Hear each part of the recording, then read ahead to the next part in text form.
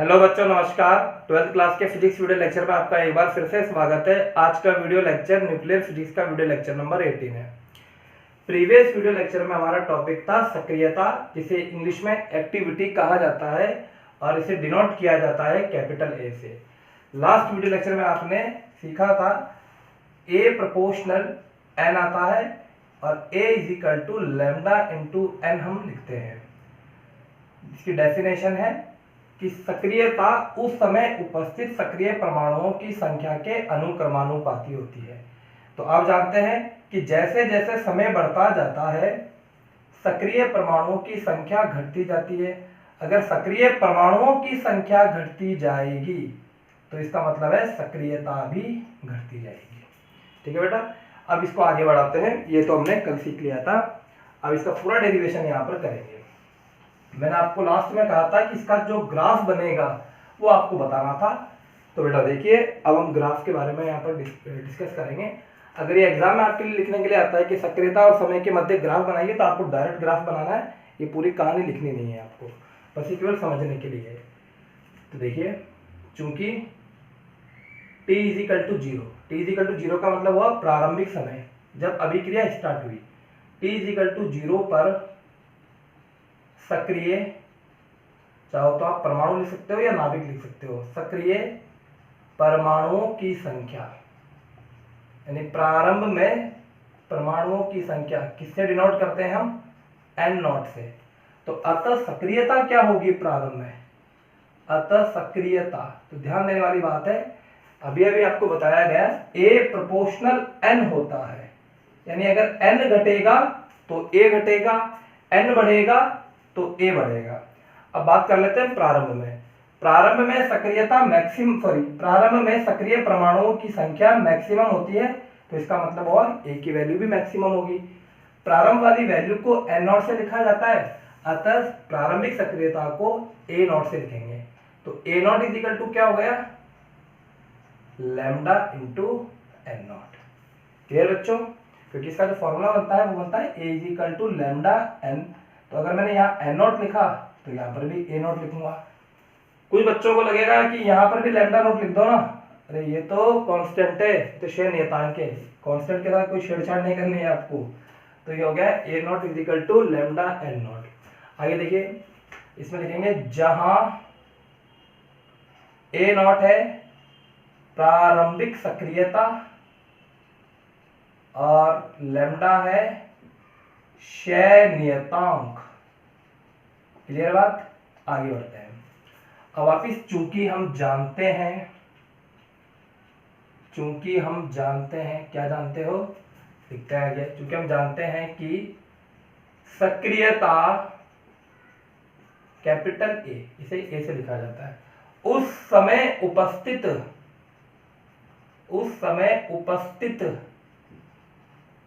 सक्रिय परमाणुओं की संख्या के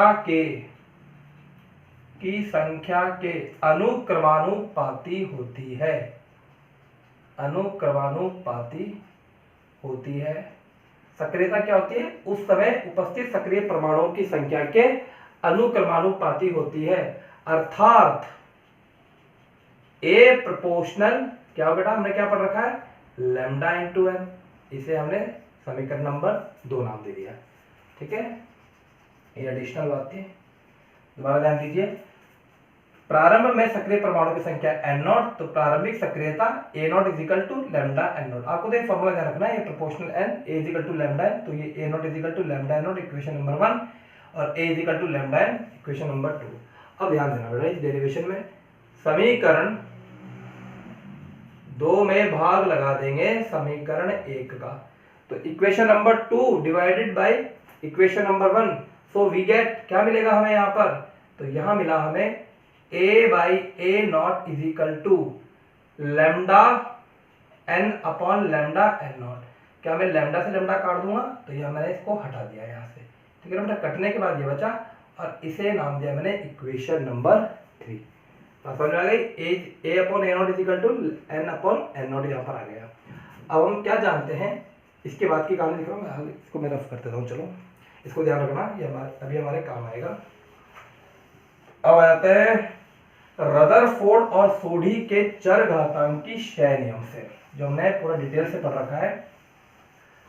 वो क्या कहता है, उसका इक्वेशन क्या कहती है, पहले यहाँ लिख लेते हैं, a upon a not is equal to n upon n nought, ये आया equation number 3। Rutherford dash Soddy के चरघातांकी क्षय नियम से, इन भाई साहब का चरघातांकी क्षय नियम है n is equal to n naught into E की पावर माइनस लैम्डा टी।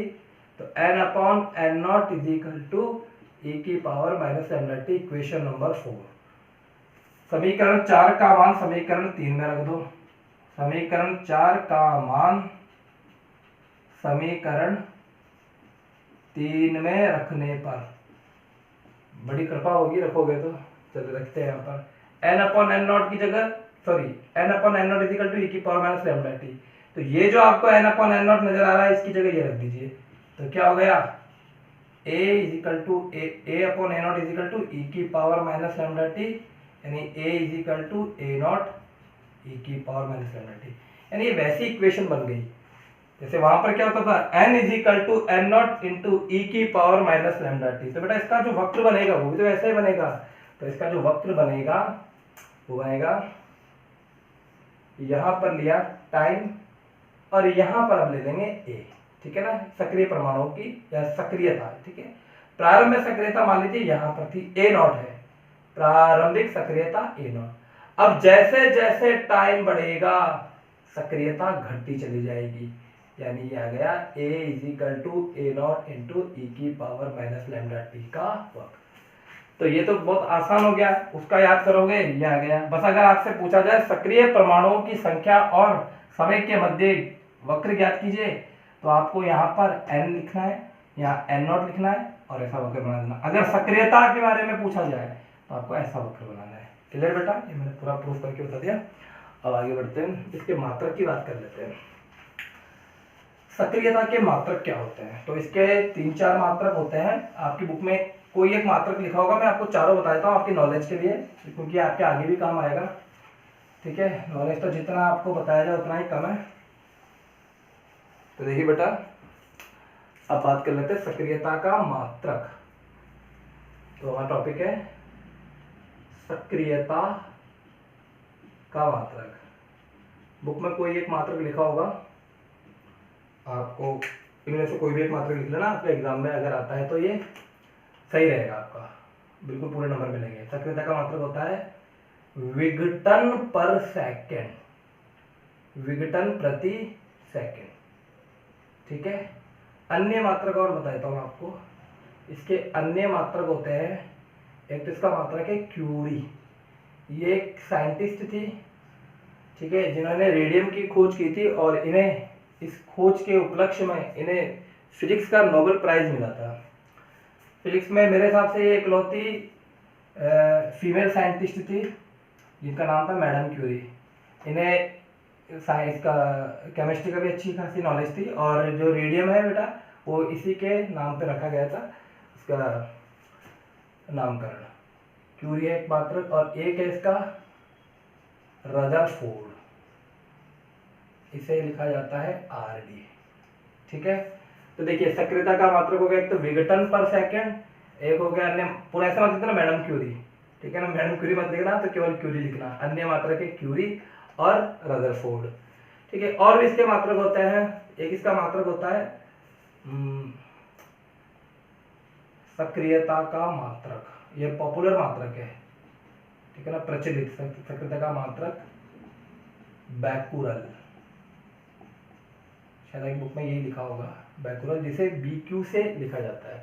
तो ये चारों ध्यान रखना। एक होता है इसका विघटन पर सेकंड मात्रक, क्यूरी भी मात्रक है इसका, रदरफोर्ड भी मात्रक है, और एक बैकुरल जिसे BQ से लिखा जाता है। अब इनके बीच में कुछ संबंध होते हैं, तो वो देखिए, एक क्यूरी इज इक्वल टू 3, ये बेटा फिजिक्स में जितने भी मात्रक है ना सभी साइंटिस्ट के नाम के पे रखे गए। जैसे आपको पता होगा बल का मात्रक आइजैक न्यूटन के नाम के आधार पर रखा गया है, न्यूटन से हम प्रदर्शित करते हैं। इसी तरह से जैसे इसमें जितने भी साइंटिस्ट है, चाहे वो मैक्स प्लांक हो, गैलीलियो हो, आर्किमिडीज हो, ठीक है, और जूल हो, जूल भी आप जानते हैं, इसके अलावा वॉट हो, ये सारे किसी न किसी साइंटिस्ट के नाम पे ही है। फ्रीक्वेंसी का मात्रक हर्ट्स है, वो भी साइंटिस्ट के नाम पे ही है। केवल एक यही मैडम है यहाँ पर। तो एक क्यूरी इक्वल टू हो गया 3.7 इंटू 10 की पावर 10 विघटन पर सेकेंड। ये भी आप ध्यान रखना, 1 क्यूरी इक्वल टू होता है 3.7 इंटू 10 की पावर 10 विघटन पर सेकेंड। और गजब की बात, एक विघटन बराबर, जैसे संबंध होता है ना डाइन और न्यूटन में क्या संबंध है, इलेक्ट्रोवोल्ट और जूल में क्या संबंध है, उस तरह का ये एक विघटन पर सेकेंड, एक विघटन पर सेकेंड इज इक्वल टू होता है 1 बैकुरल। ठीक है बेटा, तो इस विघटन पर सेकंड की जगह मैं क्या लिख सकता हूं, 1 curie is equal to 3.7 into 10 की पावर 10 बैकुरल। ये भी आपको ध्यान रखना।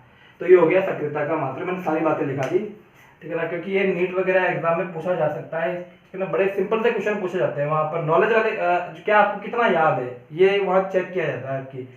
तो आपने अगर कहीं पढ़ रखा होगा तो आपको ये ध्यान आ जाएगा, तो इसलिए ध्यान रखना। इसके विघटन पर सेकंड मात्रक होता है क्यूरी, रदरफोर्ड, बैकुरल, सारे इसके मात्रक है। संबंध है इसमें एक क्यूरी और विघटन पर सेकंड में ये संबंध है, विघटन पर सेकंड और बैकुरल में ये संबंध है, और क्यूरी और बैकुरल में ये संबंध है। ठीक है, अब आ जाते हैं अगले टॉपिक की तरफ, जो है हमारा माध्य आयु। वैसे तो माध्य आयु का डेरिवेशन है, लेकिन मुझे नहीं लगता कि अभी आपके लिए काम का रहेगा, ठीक है, क्योंकि इसमें मैथमेटिक्स का एक टॉपिक आता है जो आप समाकलन वगैरह में पढ़ते हैं, आईलेट। मैथ वाले बच्चे अच्छे से जानते होंगे आईलेट, ठीक है। अगर आपने समाकलन पढ़ लिया होगा तो जानते हैं आप, मैथ्स में ये समाकलन करते हैं, जब दो फंक्शन के बीच में समाकलन करते हैं तो इसको यूज करते हैं। ये इनवर्स होता है, inverse function, logarithm function, arithmetic function, trigonometric function, और ये एक्सपोनेंशियल फंक्शन। यानी दो अगर फंक्शन आपको दे रखे हैं उनका समाकलन करते हैं तो इस मेथड से यूज करते हैं। बायो वाले बच्चों के लिए भी बुक में व्यवस्था लिखी हुई है कि ये जब आप इसको वहां पर बुक में देखेंगे ना तो आप पूरे डेरिवेशन के बाद लिखा हुआ है कि ये आपके 12th के लिए भले वहां करवा दिया है लेकिन आपको इससे करना नहीं, आपको डायरेक्ट रिजल्ट ध्यान रखना है, एक तो डेफिनेशन और एक रिजल्ट। तो मैं नेसेसरी इसको करवाता नहीं हूँ क्योंकि इस साल वैसे भी सिलेबस 40% कम होना है और ये आपके अल्टीमेटली काम भी नहीं आएगा। तो बस केवल आपको इसकी डेफिनेशन ध्यान रखनी है। माध्य आयु, माध्य आयु, माध्य का मतलब आप समझ गए होंगे एवरेज की बात कर रहा है यहाँ पर, तो मैंने लिखा टी एवरेज। बेटा होगा क्या, थोड़ा समझ लीजिए। रेडियो एक्टिव पदार्थ में अलग अलग, रेडियो एक्टिव पदार्थ में अलग अलग नाभिकों, क्योंकि बहुत सारे नाभिक होंगे इसमें, तो जो अलग अलग नाभिकों की आयु की, यानी क्या करना है इनको सभी नाभिकों की आयु का योग करना है और n का भाग लगाना है। जैसे मान लीजिए कि आपकी क्लास में 50 स्टूडेंट है, तो किसी का द्रव्यमान अलग है, किसी का द्रव्यमान अलग है। अगर एक एवरेज द्रव्यमान निकालना हो, बच्चों का एवरेज द्रव्यमान निकालना होगा, तो सभी के द्रव्यमान को जोड़ लीजिए और उसमें संख्या का भाग लगा दीजिए, ऐसे निकाला जाता है बेटा माध्य। तो वही कॉन्सेप्ट है यहाँ पर। रेडियो एक्टिव पदार्थ में अलग अलग नाभिकों की आयु अलग अलग होती है। ऐसा नहीं होगा कि सबकी आयु एक जैसी होगी, सबकी आयु अलग अलग होगी। रेडियो एक्टिव पदार्थ में अलग अलग नाभिकों की आयु अलग अलग होती है। अतः सभी नाभिकों की कुल आयु, सभी नाभिकों की कुल आयु में नाभिकों की संख्या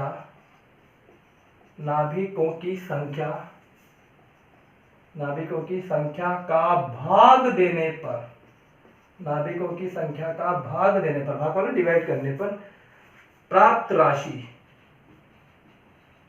राशि माध्य आयु कहलाती है। माध्य आयु कहलाती है। अच्छा, इसे प्रदर्शित कैसे करते हैं? इसे टी एवरेज से, वहां पर तो एच से लिखा जाता था, अर्ध आयु अलग चीज होती है और ये माध्य आयु है। सभी की आयु का योग कीजिए और उसमें भाग लगा दीजिए, सभी का मतलब कितनी संख्या है वहां पर। इसे टी एवरेज से प्रदर्शित करते हैं। तो टी एवरेज का फॉर्मूला बन गया T average is equal to सभी नाभिकों की कुल आयु का योग, सभी नाभिकों की कुल आयु का योग अपॉन n। ठीक है, सभी नाभिकों की कुल आयु का योग अपॉन n, और इसका जो रिजल्ट आएगा वो आपको ध्यान रखना है, T average is equal to 1 upon lambda, इसका फॉर्मूला ध्यान रखना। देखो याद करने का तरीका, टी एच का फॉर्मूला क्या होता है 0.693 अपॉन लैम्डा, तो अगर आप यहाँ पर एवरेज लिख रहे हो तो इस 0.693 बटा के 1 अपॉन लैम्डा लिखना। हालांकि इसका पूरा एक डेरिवेशन होता है, लेकिन अगेन आपको बता रहा हूँ डेरिवेशन आपके लिए कोई काम का नहीं है, आपको डायरेक्ट रिजल्ट याद रखना है। वहाँ बुक में भी लिखा हुआ है कि ये इतना अपेक्षित नहीं किया जा सकता इस अध्ययन स्तर पर, यानी 12th लेवल पर आपको ये सिखा दिया जाए, ये बहुत बड़ी बात है। लेकिन फिर भी अगर कोई बच्चा मैथ का बच्चा अगर ये पूछना चाहता है तो उसको मैं बता दूंगा, लेकिन अभी नहीं, क्योंकि अभी यहाँ पर 2 क्लास बायो की भी है। तो बेटा इसलिए ध्यान रखना है T average is equal to 1 by lambda, तो ये आप नोट कर लीजिएगा। अब इसके बाद में अपना आता है अर्ध आयु और माध्य आयु के बीच में क्या संबंध होता है, ये इंपॉर्टेंट है, ये कई बार पूछा गया है एग्जाम में, कई बार पूछा गया है अर्ध आयु और माध्य आयु में क्या संबंध है, relation between average time and half time. तो अगला टॉपिक है हमारा अर्ध आयु व माध्य आयु में संबंध। देखिए बच्चों, अभी तक हमने पढ़ा T H is equal to 0.693 upon lambda, now this is equation number 1, और आज हमने पढ़ा T average is equal to 1 by lambda, equation number 2। So equation number 2 divided by equation number 1, समीकरण 2 में समीकरण 1 का भाग लगा दीजिए, तो T average upon T H बच्चों क्या आ जाएगा 1 by lambda upon 0.693 by lambda. इन दोनों को आप हल करोगे, T average upon T H is equal to आ जाएगा 1 अपॉन 0.693। कैसे?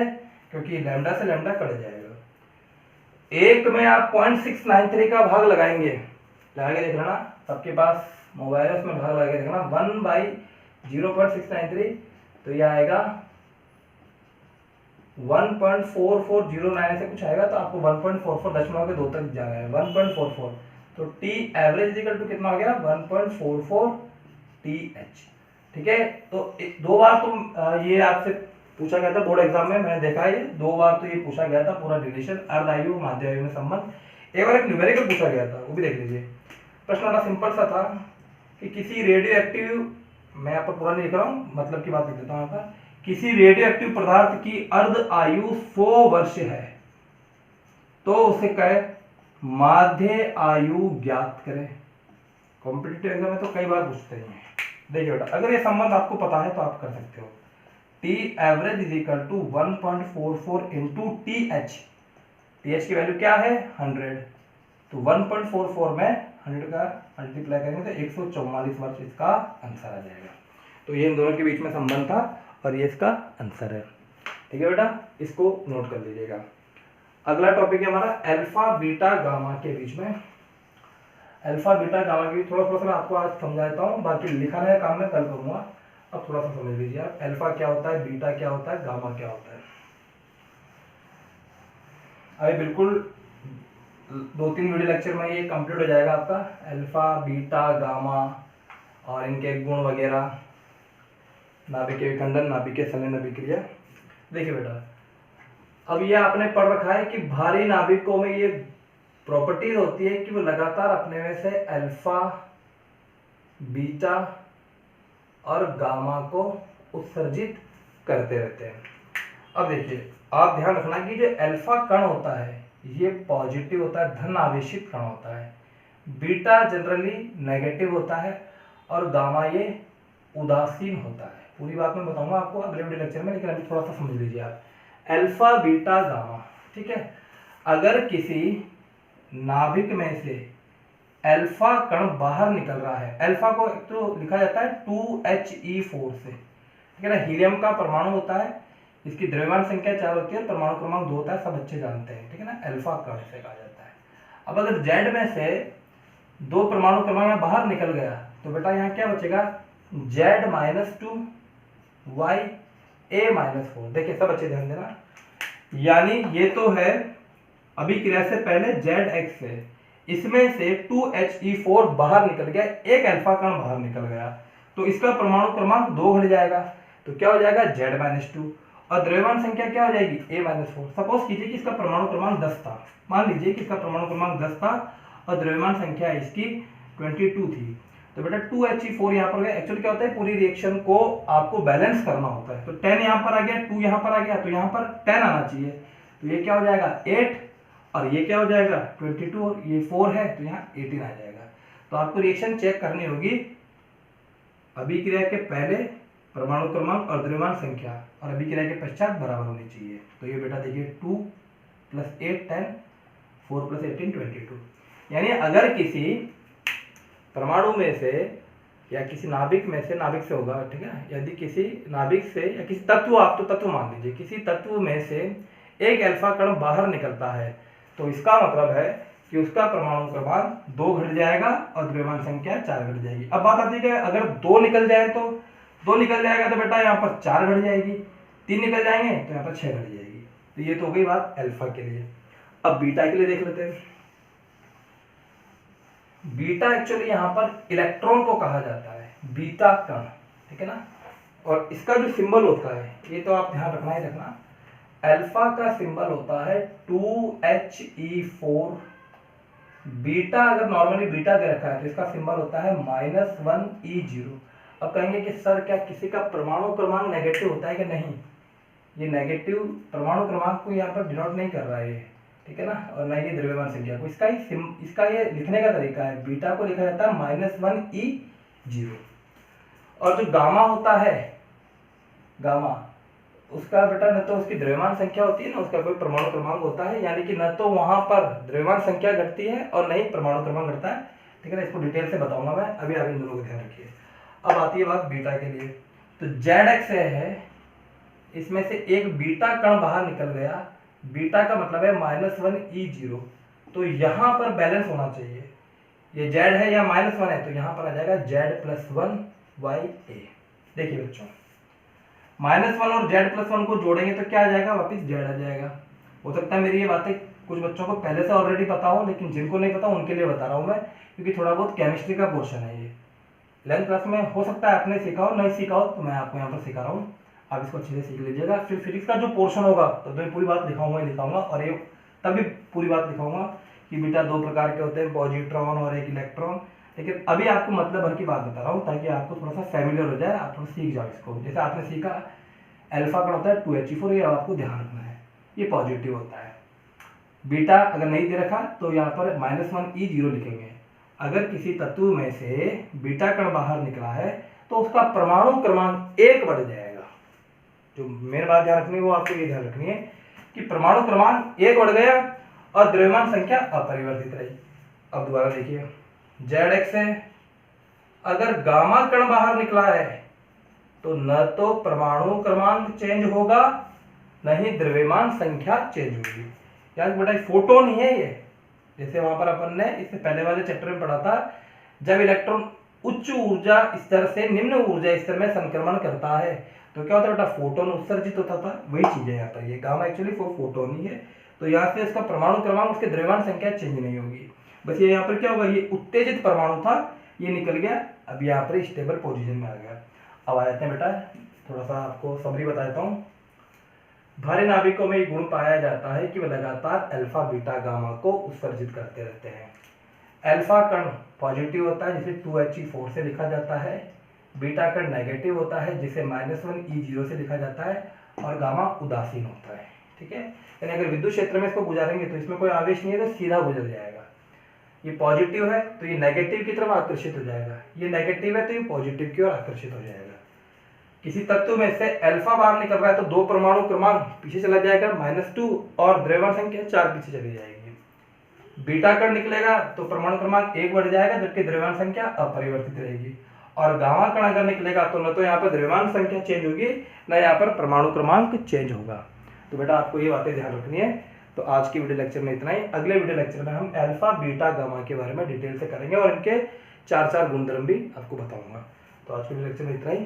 Thank you.